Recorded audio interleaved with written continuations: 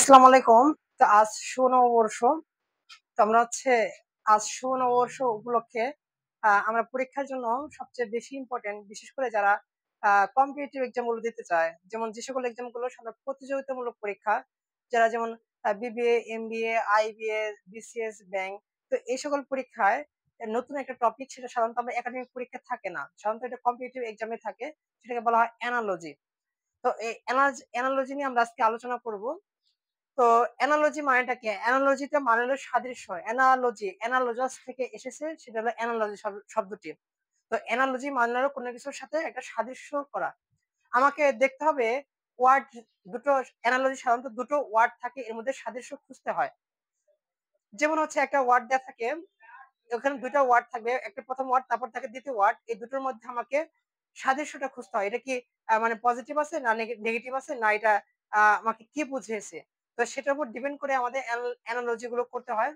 তো অ্যানালজি বেশ কয়েকটা নিয়ম রয়েছে, যেমন এখানে কিছু সিনোনিমাস অ্যানালজি রয়েছে, অ্যান্টোনিম অ্যানালজি রয়েছে। এরপরে কোনো বিশেষ করে যারা ওয়ার্কার, কাজের সাথে যে সম্পর্ক রয়েছে, কোনো বস্তুর সাথে সম্পর্কিত রয়েছে, তো এরকম কোনো প্রাণীর সাথে সম্পর্কিত রয়েছে।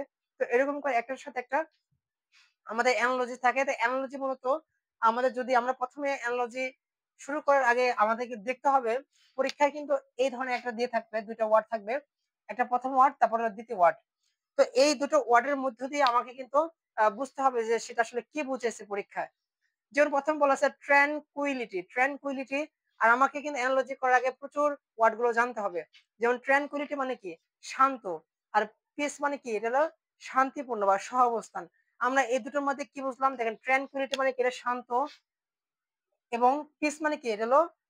এটা শান্তি। তার মানে কিন্তু দুইটার সাথে একটা কিন্তু হোমোজিনিয়াস রয়েছে, মানে একটা কিন্তু সিমিলারিটি রয়েছে, মানে আমরা যাকে বলে সিনোনিম, হ্যাঁ, প্রায় সমর্থক।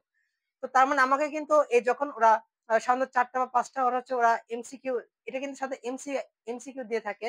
ওরা কিন্তু যখন ওরা ৪টা অপশন দিবে, তখন কিন্তু আমাদের কিন্তু দেখতে হবে যে ৪টা অপশন যে আসলে কি বোঝাচ্ছে। আমরা বুঝলাম যে এটা অনেকটা হলো আপনার কি জানি বলে সমর্থক শব্দ, মানে প্রায় সিমিলারিটি। তো এখন আমরা দেখি কেওস মানে বিশৃঙ্খলা। ডিসঅর্ডার, এটা হলো বিশৃঙ্খলা। তার মানে দুটোর সাথে কিন্তু কিছুটা মিল রয়েছে। কেওস এবং বিশৃঙ্খলা, এই দুটোর সাথে একটা মিল রয়েছে, কারণ যেহেতু আমাদের ট্রানকুইল শান্ত এবং শান্তি দুটোর সাথে কিছুটা মিল রয়েছে, এটার মধ্যে মিল রয়েছে। আমরা দেখি পরটা দেখি, মিরাকল বিলিভ। মিরাকল মানে কি? অলৌকিক কোনো কিছু হলে মিরাকল বলা হয়। অলৌকিক কোনো কিছু মানে অপ্রত্যাশিত কোনো কিছু হওয়া, যেটা বাস্তবসম্মত নয় সেরকম। বিলিভ মানে হলো বিশ্বাস। তো অলৌকিক থেকে বিশ্বাস, এটা কিন্তু এটা কেমন যেন দেখাচ্ছে। তারপরে দেখি টেনশন। টেনশন মানে কি? চিন্তা করা। আর এটার পরটা রিলেশন। তো টেনশন থেকে কি রিলেশন হয়? টেনশন এবং রিলেশন, এই দুটোর মাঝে কিন্তু কি কোন রকম সাদৃশ্য খুঁজে পাওয়া যাচ্ছে না। তার আমরা দেখি কম্বাসন মানে দহন করা। ওই যে যখন একটা ইঞ্জিন যখন চালিত করা হয়, তখন কিন্তু কম্বাসন করে, হ্যাঁ, এটা দহন করে থাকে। তো ইঞ্জিন কম্বাসন করেই কিন্তু শক্তি পায় আর কি। তো এটা সায়েন্স স্টুডেন্ট যারা ভালো বুঝতে পারবে। ওয়েস্ট অর্থ হচ্ছে অপচয়। ওয়েস্ট মানে অপচয়। কম্বাসন করলে কি এটা ওয়েস্ট হয় কিনা, এটা আমরা সঠিকভাবে এটা জানতেছি না। ওয়েস্ট তো অপচয় বোঝায়, কিন্তু কম্বাসন করার পরে তার শক্তি প্রদান হওয়ার কথা, দহন হওয়ার পরে। তার মানে আমাদের যে একটা কথা ছিল যে ট্র্যানকুইলিটি পিস, মানে ট্র্যানকুইলিটির মধ্যে পিস রয়েছে। আবার বলা যায় কেওসের মধ্যে ডিসঅর্ডার রয়েছে। কারণ যখন একটা ডিসঅর্ডার হবে, মানে বিশৃঙ্খলা লাইফ হবে, তখন কি সেখানে একটা কেওস তৈরি হবে। তো এই দুটোর মধ্যে কিন্তু আমাদের মধ্যে মিল রয়েছে। তার মানে আমরা কিন্তু দিতে পারি এর মধ্যে, এটা কিন্তু আমাদের শুদ্ধ অ্যান্সার আমরা করতে পারি। তো এভাবে করে কিন্তু আমাদের কিন্তু আমাদের এই অ্যানালজি গুলো করতে হয়। অ্যানালজি মানে আপনি বলার আগে আপনি কিন্তু প্রচুর পরিমাণে জানার আগে কিন্তু অর্থটা জানতে হবে। তারপর আমরা দেখি কিছু বিপরীত ক্ষেত্রে আমরা দেখি, যেমন এক্সাইট মানে কি?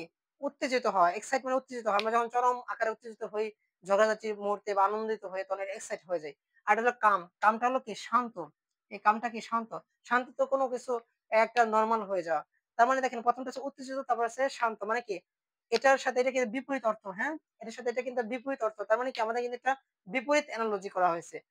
তো আমরা এখানে কিন্তু দেখতে হবে যে একটা ওয়ার্ড পজিটিভ থাকবে, একটা ওয়ার্ড কিন্তু নেগেটিভ থাকবে। আমাদের কিন্তু সেরকম খুঁজতে হবে। যেরকম এখানে পেয়েছিলাম দুইটা কিন্তু পজিটিভ, হয় এখানে দুটোও নেগেটিভ হবে, অথবা দুইটা কিন্তু পজিটিভ হবে। যেমন এখানে কিন্তু দুইটা নেগেটিভ হয়েছে, তার মানে এটাও কিন্তু হবে। আমাদেরকে দুটো জাস্ট সিমিলারিটি হলে হলো, কিন্তু এখানে বলা হয়েছে একটা পজিটিভ, একটা কিন্তু নেগেটিভ। তার মানে এখানে কিন্তু আমাদের খুঁজতে হবে একটা পজিটিভ, একটা নেগেটিভ। তার মানে কি? এজিটেট মানে কি? রাগান্বিত। রাগান্বিত। আর ট্রাবল মানে সমস্যা। তো দুটো কিন্তু রাগান্বিত হলে সমস্যা, দুটো কিন্তু এটা কিন্তু মানে প্রায় একই রকম। তারপরটা দেখি আপসেট। আপসেট মানে কি অত্যন্ত সে খুবই কি আপসেট হয়ে যায়, মানে কি হতাশ হয়ে যায়। আর এটা হলো পার্ট আপ। পার্ট আপ মানে হলো এটাকে বলা হয় অত্যন্ত হতবুদ্ধিকর। পার্ট আপ কে বলা হয় হতবুদ্ধিকর। হতবুদ্ধিকর, হতাশ। এই দুটো একটা কেমন কেমন যেন লাগে। তারপর দেখে স্টিমুলেট। স্টিমুলেট মানে কি তাড়িত করা। আর এটা রয়েছে হলো কি কুল ডাউন, ঠান্ডা। স্টিমুলেট মানে কি দেখেন তাড়িত করা, কুল ডাউন ঠান্ডা। তার মানে কিন্তু এটা কিন্তু একটু বিপরীত রয়েছে, কারণ যেহেতু আমাদের একটা ওয়ার্ড বিপরীত, একটা হলো আমাদের এক্সাইটমেন্ট আর একটা হলো শান্ত, ঠিক আছে। তার মানে কি এখানে এখানে আর এখানেও কিন্তু রয়েছে কি একটা স্টিমুলেট মানে কি তাড়িত করা, আর একটা রয়েছে কুল ডাউন হয়ে যায় কি ঠান্ডা হয়ে যায়। এটা প্লাস মাইনাস কিন্তু কিছুটা মিলে গেছে, একটা পজিটিভ একটা নেগেটিভ, ঠিক আছে। তারপর আমরা দেখি অবজার্ভ। অবজার্ভ মানে কি কোনো কিছু সুন্দর করে অবজার্ভ করা, মানে কি সুন্দর করে পর্যবেক্ষণ করা। অবজার্ভ মানে কি পর্যবেক্ষণ করা। আর ডিফাই। ডিফাই কি এটা হলো অমান্য করা বা অস্বীকার করা। তার মানে কি দুইটার সাথে কিন্তু এটা কোনো মানে কোনো মিল নেই। অবজার্ভ অর্থ হচ্ছে কি অবজার্ভ হলো পর্যবেক্ষণ করা, আর ডিফাইটা কি অস্বীকার করা। তো এগুলো কেমন জানি। তার মানে আমার কিন্তু দুটোর সাথে এখানে এটা যে বিপরীত শব্দ, একটা এক্সাইট। এক্সাইট মানে কি এক্সাইট মানে উত্তেজিত হওয়া, আর এটা কাম মানে কি শান্ত। এবং এটার সাথে কিন্তু মিলে গেছে যে স্টিমুলেট মানে কি উদ্দীপ্ত বা উত্তেজিত হওয়া, কুল ডাউন কিন্তু ঠান্ডা। এটা কিন্তু মিলে গেছে, মানে এই যে কামের সাথে কুল ডাউন মিলে গেছে, আর এক্সাইটের সাথে কিন্তু স্টিমুলেট কিন্তু মিলে গেছে। তো এটা ঠিক আছে, এরকম আর কি। তো এবার আমরা পরটা দেখি যে এটা হলো ওয়ার্ক এবং ওয়ার্ক প্লেস রিলেটেড। ওই যে যেখানে কর্মীরা যেখানে যে কাজ ওয়ার্কাররা যে শ্রমিক গুলো কাজ করে থাকে, এবং ওয়ার্ক প্লেস কোন জায়গাগুলোতে কাজ করে থাকে। যেমন হচ্ছে আপনার যেমন যারা সিজর্স, ডাক্তাররা কি সিজর্স নিয়ে কেসি নিয়ে কাটাকাটি করে। তারপরে যারা হচ্ছে জজ, তারা কি গবেল জজ হচ্ছে কোনো মানে কি বলা যায়, যেমন লয়ার, যারা লয়ার কি নিয়ে ওরা কাজ করে, লয়ার ওরা হচ্ছে আদালতে কাজ করে থাকে, ঠিক আছে। তো এভাবে করে কিন্তু ওরা মানে অনেক কিছু দিয়ে থাকে। তো এটা মূলত এটা ওয়ার্ক প্লেস, এখান থেকেও পরীক্ষা প্রচুর আসতে পারে। তো দেখেন কোবলার। কোবলার অর্থ কি বলা হয়, আমরা তো জানি সবাই মুচি। মুচি হলো শো কি করে, মুচি হলো শো কি তৈরি করে না, মুচি হচ্ছে শোটাকে সারে। আমরা কিন্তু বুঝতে পারি সাধারণত মুচিরা কিন্তু শো বিশেষ করে জুতাগুলোকে তারা কিন্তু মানে সারে আর কি, মেনটেনেন্স করে। জুতা কিন্তু তারা তৈরি করে না, মূলত মুচিরা। মুচিরা কিন্তু জুতাগুলোকে মেনটেনেন্স করে, ঠিক আছে, এটা আর কি। তো আমরা এবার পড়ি, দেখি যে কোবলারের কাজ কি শো সংক্রান্ত, মানে জুতা মেরামত করা। এবার দেখি স্পাই। স্পাইকে বলা হয় গুপ্তচর বৃত্তি, যারা ওই একটা দেশের একটা তথ্যগুলো আরেকটা দেশে পাচার করে, হ্যাঁ, যারা গুপ্তচর বৃত্তি বলা হয়, মানে তথ্য পাচার করে থাকে অবর্তমানে, হ্যাঁ। তো সেটাকে গুপ্তচর বৃত্তি, এটা প্ল্যানস করে, পরিকল্পনা করে। পরিকল্পনা লোক করার সাথে গুপ্তচর বৃত্তির কোন রকম সম্পর্ক নেই। প্ল্যানস মানে পরিকল্পনা করা। তারপরে কার্পেন্টার। কার্পেন্টার হলো যারা হলো কাঠুরে, যারা কাঠ কাটে আর কি। কার্পেন্টার হলো কি যারা কাঠ কাটে, কাঠুরে বলা হয় কার্পেন্টার। সমানে কি করাত। ছটা হচ্ছে কি এটা হলো করাত।